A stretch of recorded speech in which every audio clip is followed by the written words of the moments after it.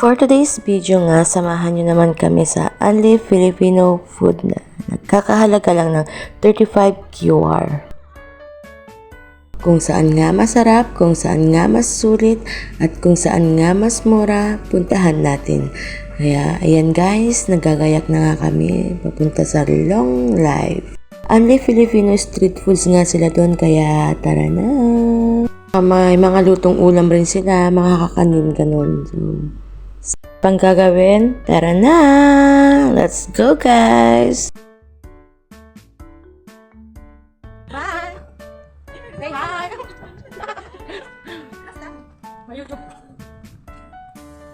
Waiting lang kami ng Uber, guys.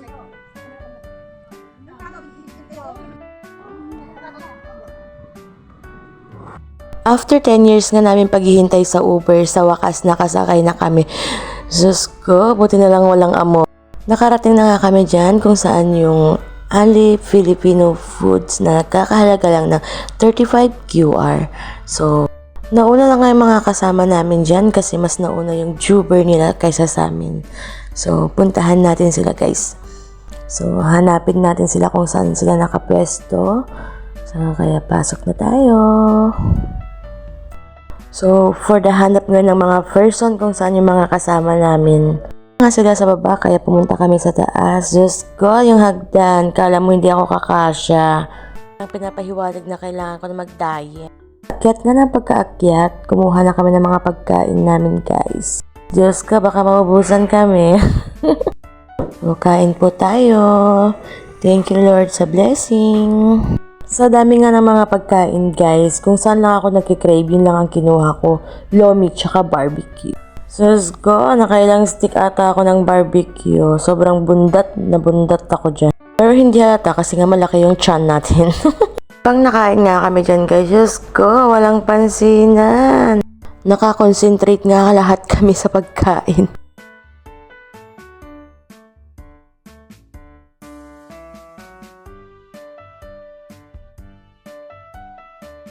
A few moments later. Tapos na nga kaming kumain dyan guys, kaya magpapababa lang kami ng kinain konti at saka uuwi na rin kami. So ayan nga guys yung mga kasama ko, sila yung mga kasama ko sa trabaho dito sa Qatar. Kayaan na nga kaming umuwi, so for the baba ng mga person, let's go, nakabahan ako, baka hindi na ako magkasya.